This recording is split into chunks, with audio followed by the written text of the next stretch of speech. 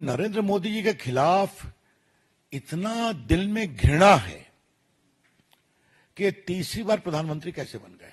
हारने के बाद अब वो भारत को आर्थिक रूप से अस्थिर करने के षड्यंत्र में जुटे हुए हैं। ये रिपोर्ट शनिवार को रिलीज होती है, रविवार को हल्ला मचता है ताकि सोमवार को पूरे कैपिटल मार्केट को अस्थिर कर दिया जाए। क्या वर्ल्ड बैंक, क्या मूडीज, क्या अदर्स, सबों ने भारत की ग्रोथ रेट को बहुत अप्रिशिएट किया है। हिंडनबर्ग ने वो रिपोर्ट बाकायदे वो नोटिस अपने वेबसाइट पर भी दी है, जिसमें उनको नोटिस क्यों भेजी गई है वो भी कारण है। उसका जवाब देने की बजाय अब ये फ्रंट खोला गया है। सत्ता से बेदखल होने के बाद कांग्रेस पार्टी, उनके सहयोगी गठबंधन के लोग और उनको प्रमोट करने वाले टूल किट के लोग थोड़ा संयम और शांति रखेंगे। लेकिन नरेंद्र मोदी जी के खिलाफ इतना दिल में घृणा है कि तीसरी बार प्रधानमंत्री कैसे बन गए, और बन तो गए तो इनको बेदखल करने की पूरी कोशिश करो।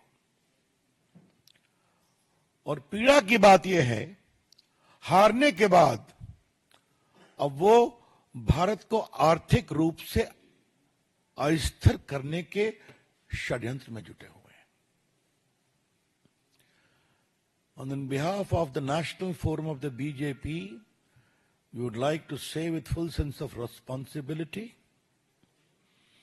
that after being rebuffed by the people of India, the Congress Party, its allies, and its closest allies, the Toolkit Gang, have conspired together to usher in economic anarchy and instability in India.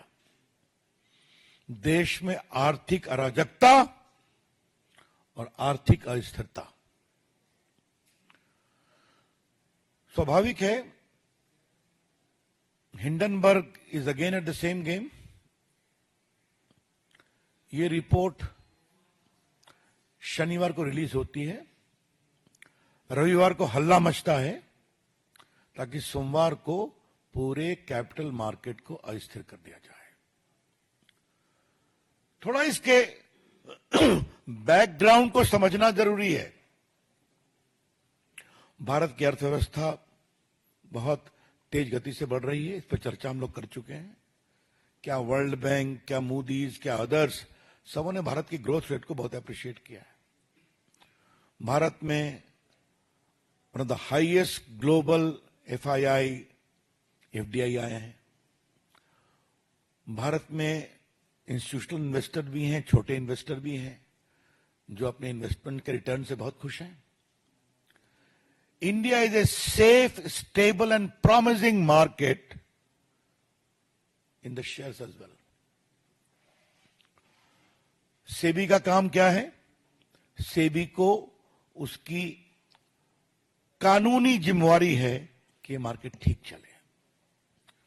और जो मित्र इसको follow करते हैं, आपको मालूम है कि SEBI act में सुनवाई का प्रावधान है, निर्णय होता है, उस निर्णय के खिलाफ एक अपील का भी प्रावधान है, जहां जजेस भी बैठते हैं, हाई कोर्ट के चीफ जस्टिस या सुप्रीम कोर्ट रिटायर्ड जज, और उसके खिलाफ एक अपील का प्रावधान सुप्रीम कोर्ट में भी है।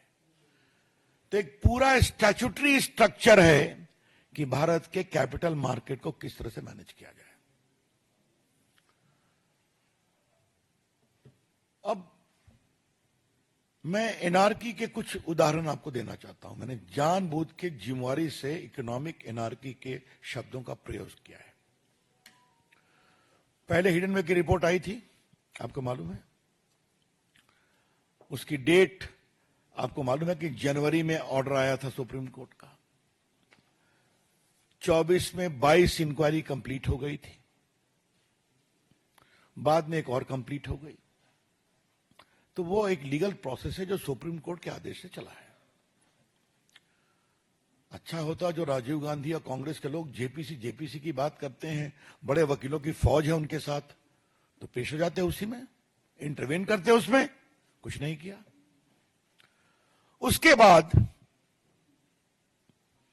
हिंडनबर्ग को नोटिस दी जाती है जुलाई में कि आपने जो आरोप लगाया कानून के विरोध में, आप जवाब दीजिए।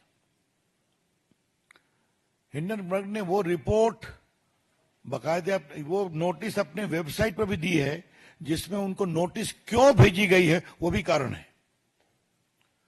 उसका जवाब देने की बजाय अब ये फ्रंट खोला गया है।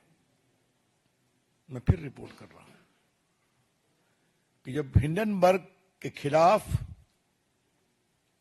बाकायदे सेबी ने एक नोटिस किया जुलाई में, अपनी पूरी इंक्वायरी कंप्लीट करने के बाद, जो सुप्रीम कोर्ट के जुरिडिक्शन में हुई थी, उनके आदेश के कारण हुई थी, तब अपने बचाव के पक्ष में कोई जवाब दिए बिना उन्होंने यह अटैक किया है, बेसलेस अटैक, जिसका जवाब एक ग्रुप ने दिया है, हमें कुछ नहीं कहना है। जिसका जवाब सेबी के चेयरपर्सन ने दिया, उनके परिवार ने दिया, हमें कुछ नहीं कहना है। जिसका जवाब सेबी ने भी दिया है।